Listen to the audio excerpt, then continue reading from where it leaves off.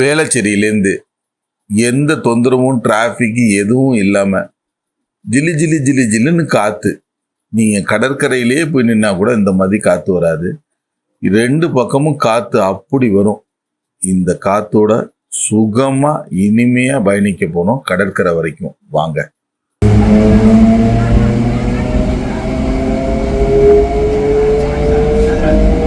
இந்த பறக்கும் ரயில் பார்த்தீங்கன்னா 1991ஆம் ஆண்டு வேலை ஸ்டார்ட் பண்ணாங்க. 1997ஆம் ஆண்டு ஃபஸ்ட்டு ஸ்பேஸ் பொதுமக்கள் பயன்பாட்டுக்கு திறந்து விட்டாங்க.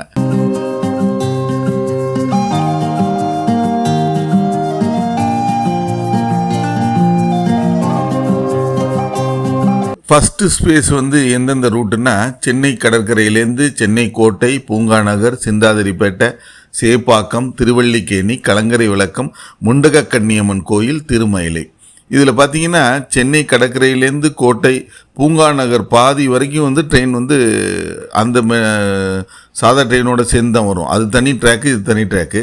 பூங்கா நகர் கொஞ்சம் தாண்டின உடனே பார்த்தீங்கன்னா ஃபுல்லாக மேலே தான் தலைவர் பயணப்படுவார். வேளச்சேரி வரைக்கும் மேலே தான் போகும்.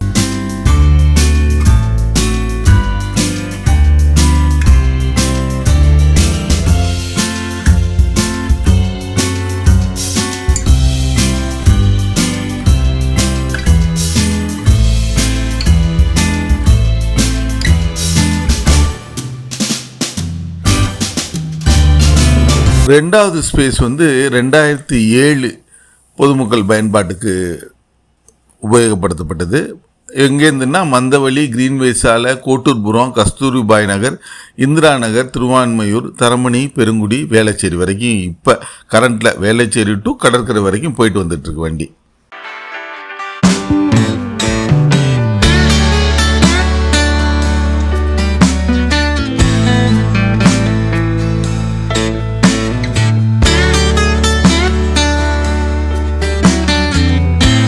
வெறும் 10 ரூபாய் தாங்க கடற்கரையிலேருந்து வேளச்சேரிக்கு. சென்னையில் வேறு இவ்வளோ சீப்பாக வேறு எதுலேயுமே போக முடியாது. காற்றுனா ஒரு வாட்டி வந்து பாருங்கள், நீங்களே நான் சொல்கிறத புரிஞ்சுப்பீங்க.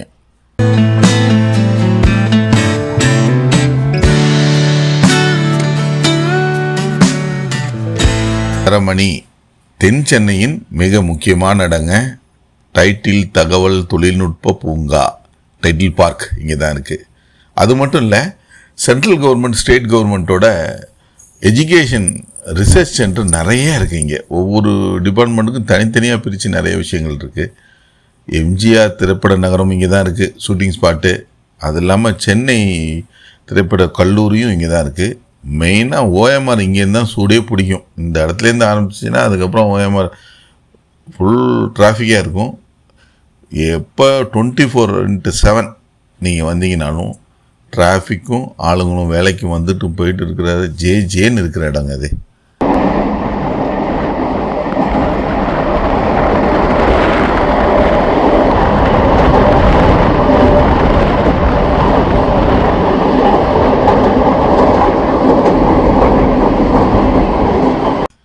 இங்கேருந்து ஸ்டார்ட் ஆகிடும் ஐடி ஃபீல்டோட ஆளுமைகள். இங்கே பலன்னு இருக்குது பாருங்கள் திருமண பக்கம்லாம். 24/7 நீங்கள் இந்த சைடு வந்தீங்கன்னா கூட்டம் இருந்துக்கிட்டே தான் இருக்கும். பட்டாம்பூச்சி மாதிரி பசங்களும் பொண்ணுங்களும் வேலைக்கு அவங்க போகிற சுறுசுறுப்பை பார்த்தாவே நம்ம எவ்வளோ டயர்டாக இருந்தாலும் ஆட்டோமேட்டிக்காக நம்மளும் அவங்கள மாதிரி வேகமாக மூவ் பண்ண ஆரம்பிச்சிருவோம்.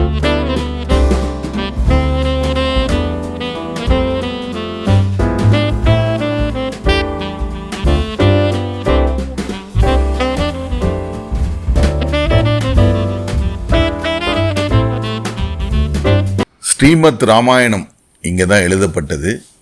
திரு வால்மீகி ஊர் அப்படின்றது தான் நாளடைவில் திருவான்மையூர் அப்படின்னு மாறுச்சுன்றது மாதிரி சொல்லிக்கிறாங்க. வால்மீகி வாழ்ந்த ஊர்.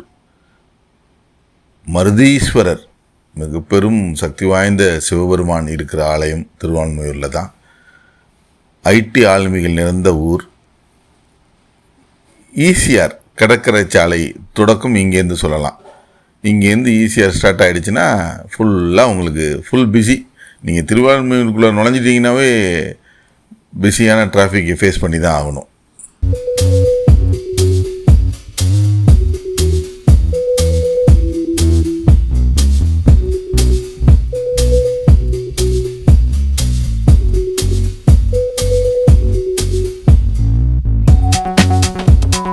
இந்திரா நகர் 1970 லாஸ்ட்லேயும் 1980 ஸ்டார்டிங்லேயும் உருவான பகுதி தான் இந்திரா நகர்.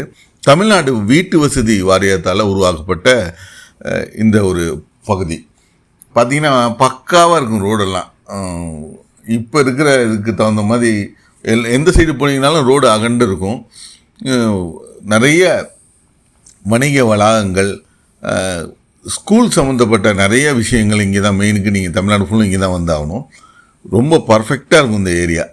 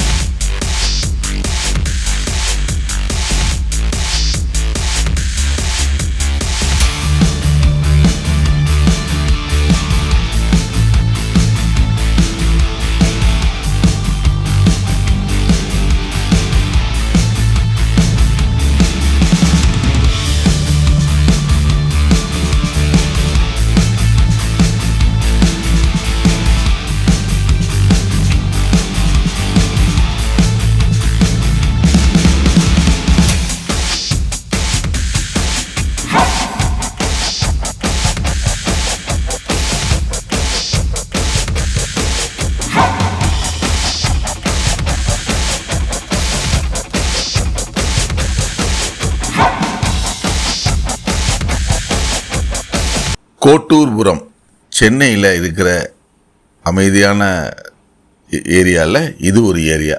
ரொம்ப சைலண்ட்டாக இருக்கும். நிறைய மரங்கள் இருக்கும். அண்ணா நூற்றாண்டு நூலகம் இங்கே தான் இருக்குது.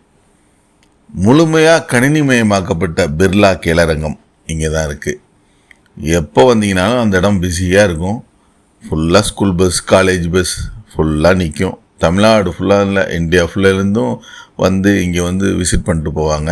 நீங்களும் வந்தாலும் மறக்காமல் ஒரு வாட்டி பிர்லா கேளரங்கத்தை பார்த்துட்டு போங்க.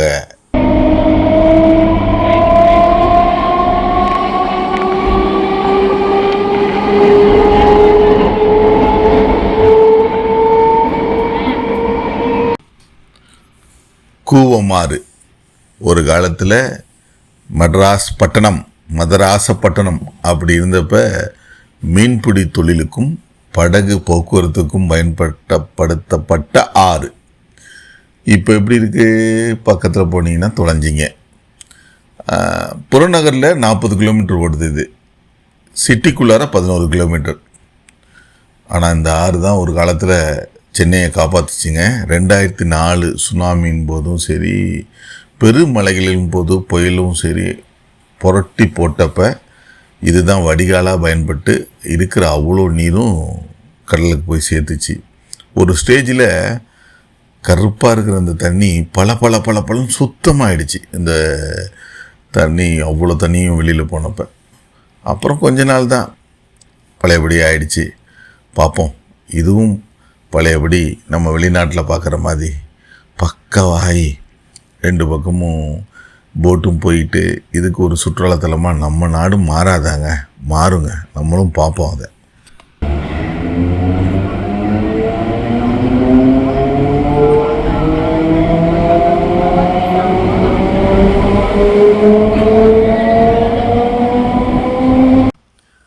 கிரீன்வே சாலை மிக முக்கியமான இடங்க.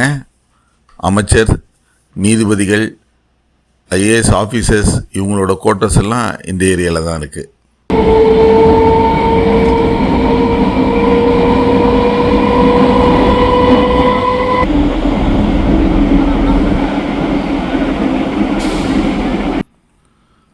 மயிலாப்பூர், அடையார், ராஜா அண்ணாமலைபுரம், சாந்தோம் இந்த ஏரியாவுக்கு சென்டரில் மாட்டிக்கிட்டார் நம்ம தலைவர் மந்தவள்ளி. ஆனால் இது ரொம்ப காமான ஏரியா. ஒரு பக்கம் காமாக இருக்கும், ஒரு பக்கம் செம பாஸாக இருக்கும் டிராஃபிக்கு. டோட்டலாக மிக்ஸ் பண்ண ஏரியா அதாவது ஏபிசி எல்லாமே எல்லா கிளாஸும் மிக்ஸ் ஆகிருக்கிற ஏரியா.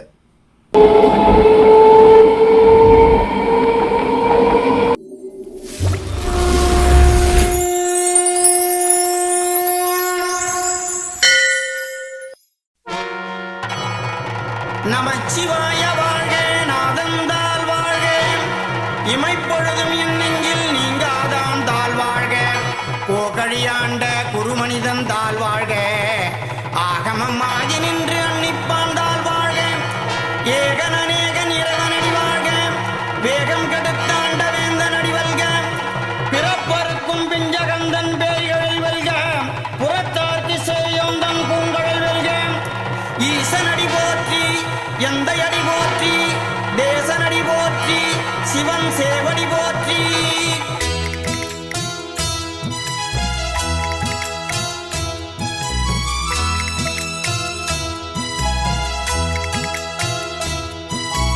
ஓம் நம சிவாய.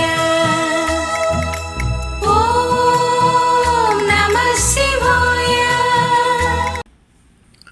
திருமயிலை மயிலாப்பூர் ஸ்பிரிச்சுவல் இடங்க. வந்தால் உங்களுக்கு தெரியும். கபாலீஸ்வரர் கோயில் என்ன கூட்டம் தெரியுமா? 63 திருவிழாவுக்கு ஒரு முறை வந்து பாருங்கள். இன்ச்சாக நவர கூட முடியாதுங்க, கூட்டம் ஃபுல்லாக இருக்கும். ஆனால் திருமணம் பக்கம்லாம் சாம்பிராணி வாசனை இருக்கும். தலைவர் வெள்ளி தேரில் வருவார். கபாலின்னு ஒரு சவுண்டு வரும், உங்களுக்கு உடம்புலாம் அப்படியே புல்லரிச்சு போயிடும். ஒரு முறை வந்து கலந்துக்கங்க. சிவபெருமானை நேராக பார்க்குற உணர்வு கண்டிப்பாக வரும். திருவள்ளுவருக்கு இங்கே ஒரு கோயில் இருக்குது. திருவள்ளுவர் இங்கே வாழ்ந்ததாகவும் கூடுறாங்க. சாந்தோம் பேராலயம் மயிலாப்பூரில் தான் இருக்குது. ராமகிருஷ்ண மடம், ராமகிருஷ்ண பரமஹம்சரின் சீடரான விவேகானந்தர் தொடங்கிய ராமகிருஷ்ண மடம் இந்தியாவில் எல்லா இடத்துலையும் இருக்குது. ஆனால் வெஸ்ட் பெங்காலுக்கு அப்புறம் ஒரு ராமகிருஷ்ண மடம் வெளியில் தொடங்கின மடம்னா சென்னையில் இருக்கிற மயிலாப்பூரில் தொடங்கின மடம் தான். இப்படி பல சிறப்புகள் வாய்ந்த மயிலாப்பூர் நீங்கள் வந்தீங்கன்னா வெஜிடேரியன் ஹோட்டலு ஹை ஸ்டாண்டர்ட்லேயும் இருக்கும், சீப்பாகவும் கிடைக்கும். ஆனால் டேஸ்ட்டு வேறு லெவல் அப்படி இருக்கும்.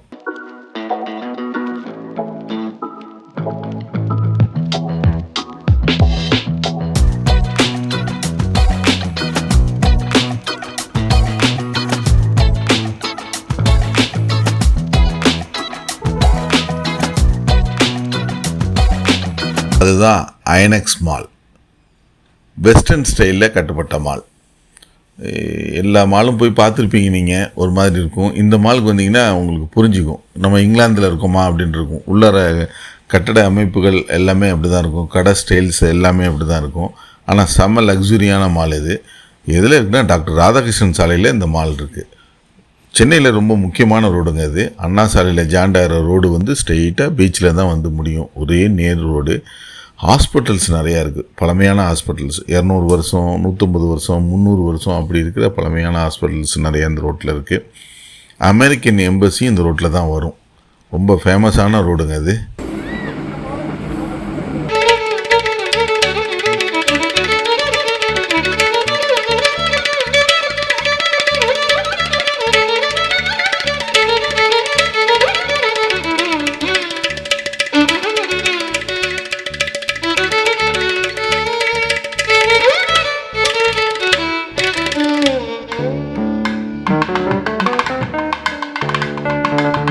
எட்டாம் நூற்றாண்டில் பல்லவ மன்னன் ராஜ முதலாம் நரசிம்மனால் கட்டப்பட்ட கோவில் பார்த்தசாரதி திருக்கோயில். ட்ரிப்ளிகனில் இந்துக்களும் முஸ்லீம்களும் சம அளவு வாழ்கிறாங்க. தென்னிந்தியாவிலேயே மிகவும் பழமை வாய்ந்த மசூதிகள் இங்கே நிறையா இருக்குது.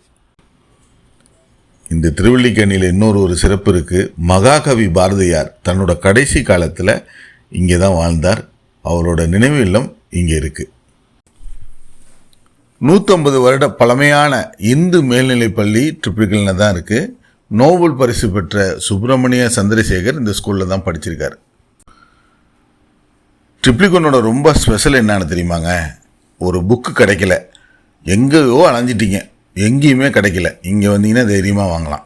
பழைய புக்கு எவ்வளோ பழசாக இருந்தாலும் சரி அந்த புக்கை தேடி எடுத்து கொடுப்பாங்க. நிறைய பழைய புக்கு கடை இருக்குது.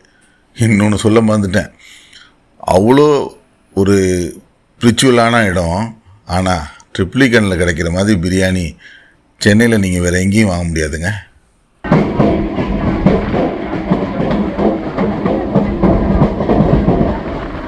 Spinners. Otherwise they can just settle in often. Tossed up, tried to go for the fine sweep. He wants to settle for one. This will be a big test for Mahendra Singh Dhoni. Getting out the way.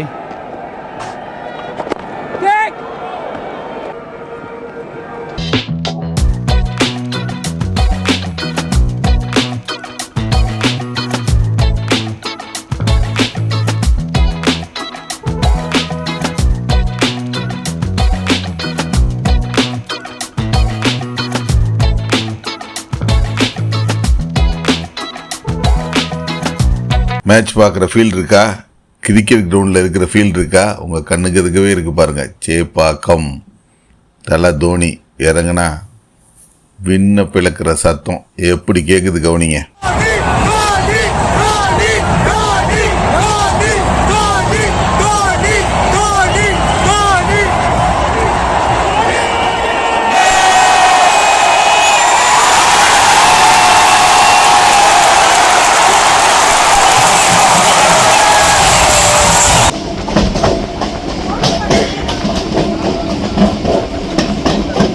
அதோ தெரியுது பாருங்க, பிரம்மாண்டமான கட்டிடம்.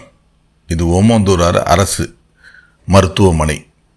2014 பிப்ரவரி அன்னைக்கு இது பொதுமக்களுக்காக அரசு மருத்துவமனையாக மாறுச்சு. அதுக்கு முன்னாடி தமிழ்நாடு சட்டப்பேரவை மற்றும் தலைமைச் செயலகம் இங்கே தான் செயல்பட்டு வந்துச்சு. அதாவது 2010ஆம் ஆண்டு. இப்போ இது பல்நோக்கு மருத்துவமனையாக செயல்பட்டு வந்துட்டுருக்கு.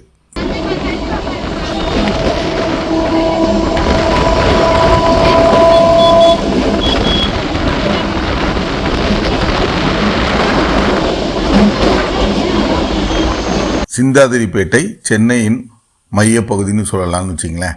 ஏன்னா இங்கேருந்து நிறைய கனெக்டிவிட்டி இருக்குது.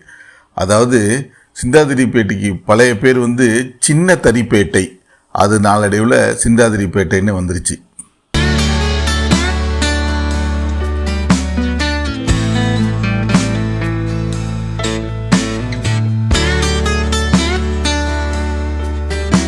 $14.5 ஏக்கர் பரப்பளவில் மேதின பூங்கா இங்கே இருக்குது. இந்த மேதின பூங்கா 1951 செப்டம்பர் 13 பொதுமக்களுக்காக திறக்கப்பட்ட மேதின பூங்கா. சிந்தாதிரிப்பேட்டையோட சிறப்பு என்னென்னா, இங்கே ஒரு மார்க்கெட் இருக்குங்க. மோட்டார் மார்க்கெட்டுன்னு சொல்லுவாங்க, பழைய மார்க்கெட்டுன்னு சொல்லுவாங்க, நிறைய பேர் இருக்குதுக்கு. இங்கே நீங்கள் போனீங்கன்னா உங்களோட 2 வீலர் பழசாக இருந்தாலும் சரி, புதுசாக இருந்தாலும் சரி, என்ன ஸ்பேர் கேட்டாலும் அதுக்கு ஸ்பேர் இருக்கும். 4 வீலருக்கு உங்களோடது எந்த மாடலாக இருந்தாலும் சரி, அதுக்கு ஸ்பேர் அங்கே இருக்கும். மெட்ராஸ் மெடிக்கல் காலேஜ், சென்னை மருத்துவக் கல்லூரி, இப்போ நீங்கள் பார்த்துட்டு இந்த மிகப்பெரிய பிரம்மாண்டமான கட்டிடம் பழமை வாய்ந்த சென்னை மருத்துவக் கல்லூரி, கல்கத்தா மருத்துவக் கல்லூரி. இது ரெண்டுமே மட்டும்தான் இந்தியாவில் பழமையான மெடிக்கல் காலேஜ்.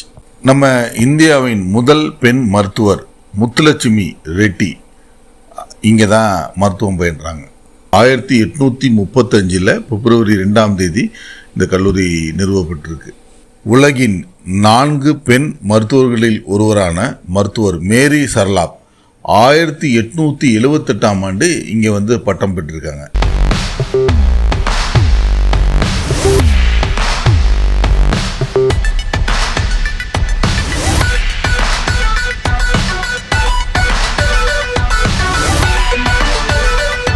ட்ரெயின் பயணம் தானே சாதாரணமாக நினச்சிடாதீங்க. காற்றுன்னா அப்படி ஒரு காற்று வருங்க. ஐயோ, 2 பக்கமும் ஜிலி ஜிலி ஜிலி ஜிலி ஜிலின்னு காற்று. ட்ரெயின் ஃபுல்லாகவே மேலே தான் போகும், கீழேயே இருக்காது. இது ஒரு அனுபவம். சென்னை வந்தால் மிஸ் பண்ணிடாதீங்க. எவ்வளோ நீங்கள் மெட்ரோவில் எப்படி டெக்னாலஜி ட்ரெயினில் போனாலும் சரி, இந்த ட்ரெயினில் போகிற அனுபவம் வரவே வராது. ட்ரை பண்ணி பாருங்கள். மறுபடியும் சொல்கிறேன், ஒரு முறை சென்னை வந்தால் மிஸ் பண்ணாமல் இதில் பயணித்து பாருங்கள். அனுபவம் புதுசாக இருக்கும், ரொம்ப கூலாக ஜில்லுன்னு இருக்கும்.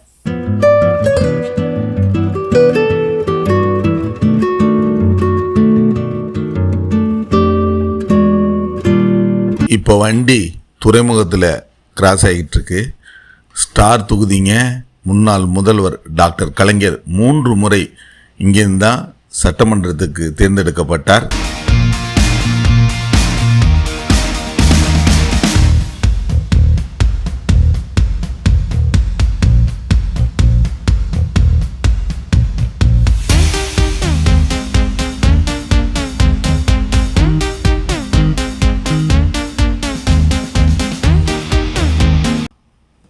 வெறும் 10 ரூபாய் தாங்க கடற்கரையிலேருந்து வேளச்சேரிக்கு.